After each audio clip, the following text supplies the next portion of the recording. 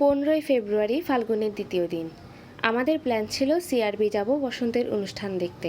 এরপর ঠিক হলো ডিসি হিল যাব, কিন্তু আমাদের ভাগ্যে ছিল সেদিন বিচের হাওয়া খাওয়ার।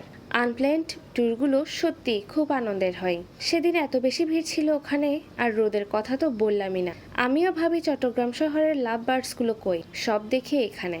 আমরা রোদ কমা পর্যন্ত বসার জন্য জায়গা খুঁজছিলাম, আর ক্ষুধাও পেয়েছিল খুব। তাই আর দেরি না করে বসে পড়লাম একটা ছাতার নিচে, আর অর্ডার দিয়েছিলাম আমাদের প্রিয় ফুচকা চটপটি। ওই যে বলে না, ঢেকি স্বর্গে গেলেও ধান ভাঙে, আমাদেরও হয়েছে সেই অবস্থা। বিচে গিয়েও আমাদের ফুচকা চটপটি খেতে হবে। ফুচকার টেস্টটা খুবই বাজে ছিল, আর চটপটির কথা তো বললামই না, পুরাই ঝালে ভরা। এই ঝাল কমাতে আমার অল্প পছন্দের হাওয়াই মিঠাই খেতে হয়েছে। আর বিচে যাব, পিয়াজু ভাইবস নিব না, তা কি করে হয়। পিয়াজুর টেস্ট মোটামুটি ভালো ছিল। রোদের পাশাপাশি সেদিন জোয়ারের পানিও যেন বাদ মানছিল না।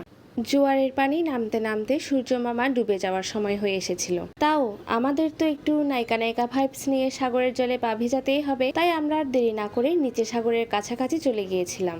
একটু আধটু ফটোশুটও করেছি বটে, কিন্তু সূর্য মামা আর কিছুক্ষণ বেশি থাকলে আমরা আরও কিছু ছবি ভিডিও করে নিতে পারতাম। তাও ভীষণ সুন্দর একটা আনপ্ল্যান্ড মিষ্টি ডে ট্যুর ছিল আমাদের। রাতের বেলা সমুদ্রের ভিউ কিন্তু আমার খুব পছন্দের। আমরা তিনজন অনেকক্ষণ বসেছিলাম সমুদ্র পাড়ে, বসে বসে গানের কলিও খেলেছি।